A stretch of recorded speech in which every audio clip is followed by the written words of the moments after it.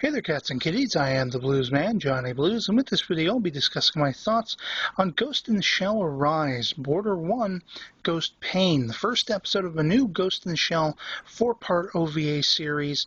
And I gotta say, I was highly anticipating this sucker, had some reservations about it, knowing, the cast that was going to be cropping up in it, and wondering how they were going to do this, because I knew it was largely going to be set as a prequel, and in fact it is set in 2027, whereas the manga and the films and the standalone complex anime series was 2029. But in any case, this sucker blew me away. It absolutely just was spectacular. It had action, it had drama, it had a mystery unfolding, and a bunch of the characters we know and love we're seeing here in their earlier days, pre-Section 9. You're largely following Motoko Kusanagi, who is a major in the 501st military unit that she's a part of, wherein she has, some adversarial relationships with some of the fellow members and such.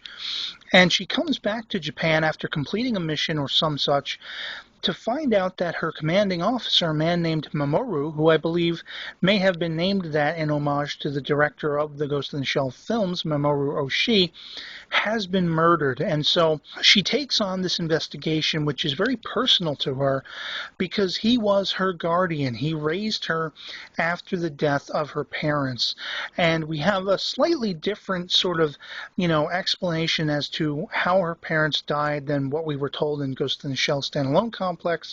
This Motoko's origins is said to have come straight out of the womb, being cyberized because her mother had died still pregnant and that kind of thing. And it conflicts a little bit with the plane crash scenario that killed her parents while she was a young child, as depicted in Ghost in the Shell standalone complex, which lends to my thinking that this could be its own kind of universe, its own timeline. All of the other incarnations of Ghost in the Shell are largely mutually exclusive. They are their own storylines and timelines. They don't intermingle. There is no crossover and that kind of thing. They all separately exist as they are. And I think this one could largely be its own timeline as well. Although there are aspects to it that I think lend themselves really well to being a direct prequel to standalone complex. But in any case, as Motoko is, uncovering the truth about the murder and everything, she finds herself implicated in it as well. And this really leads to some interesting twists and turns that I won't spoil for you here. I'll let you be largely surprised for when you can check it out on your own.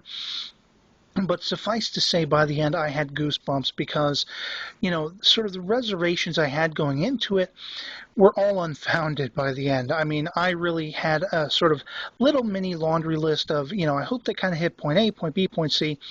They not only did that, they did it with vigor, and they did it with more spectacular surprises than I could have anticipated.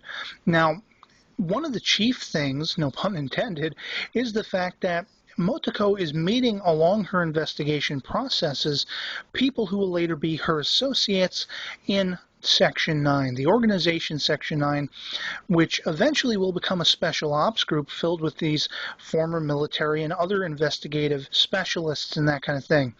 Chief Aramaki is part of Section 9 already in this prequel universe, but it's a Section 9 precursor. It's not quite the unit that it will eventually become.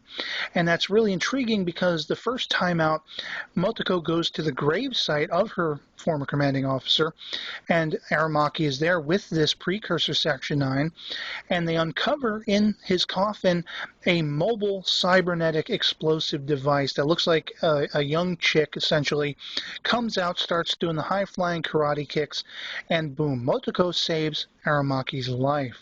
And so from the get-go, you're seeing this snowball effect put into motion of this very, sort of mentor-student relationship that will eventually lead to the Section 9 that we all know and love, are more familiar with in the other Ghost in the Shell franchises, because essentially Aramaki is told he can create his own special ops force, and he comes to Motoko. There is no better and more fitting a person he would rather see helming this thing if he puts it together. He approaches her, and she doesn't reveal all of her cards. She kind of acts dismissive, but by the end, you know, she's considering it. She's actually excited by the prospect of picking 6 regulars that can be under her in this Section 9 investigative and special ops capacity, going on the offensive, as Aramaki says toward the end of the piece.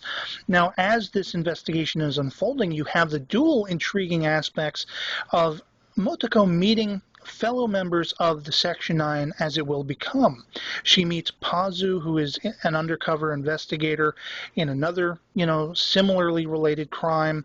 You have her meeting Togasa, not at first face-to-face. It's very intriguing because he's part of the police force, which was his origin on all the other incarnations, and he's usually the last one brought into Section 9 as the rookie. And it's very interesting because he's told to stray away from the case he's investigating, but Motoko leaks to his computer. She hacks it and leaks information to his computer to get him to help her with the legwork inadvertently. And then they have a face-to-face confrontation that actually fills in some of the gaps that she can't fill in herself, which is really awesome because he does hold some weight in what he's doing. Then you have a very adversarial confrontation between Motoko and Batou, who are kind of like the buddy cops of Section 9, if you will, for lack of a better term, because one of his rangers has been murdered that is implied with this case, and it all ties back to Motoko. It seems like she is the one who is commanding over this whole scenario, and so when they first go head to head, they resort to fisticuffs because he wants to take down, sort of out of vengeance, the woman he believes killed his fellow ranger. And you see the skills that Motoko has, hacking his eyes, proving to him that she is a force to be reckoned with, even though she is not the criminal behind everything. And you see later on that he's actually got a respect for her because they help each other figuring out the pieces of who's actually behind it, and they part ways with her going after one side and he goes after the other, and they're going to reformat at a later time. Now, along with all of this, you also have the intriguing aspect, the secondary intriguing aspect of Motoko's cybernetic body being problematic. She's having diagnostic problems. Her hands twitch and freeze up.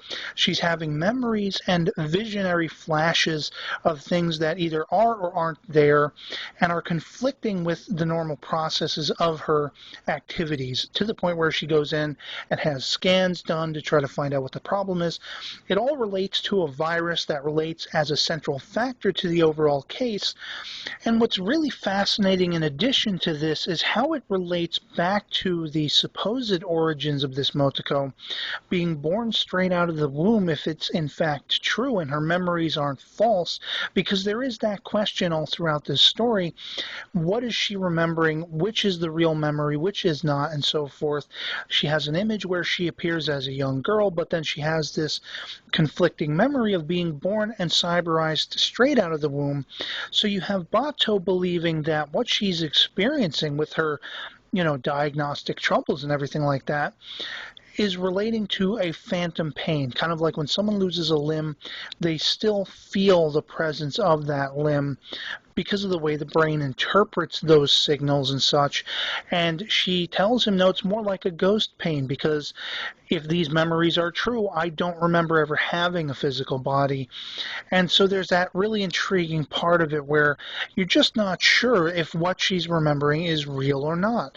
By the end of it, it does seem that she has cleared the air enough to understand what her real history is, but it's kind of ambiguous. You're not really wholly sure as a viewer.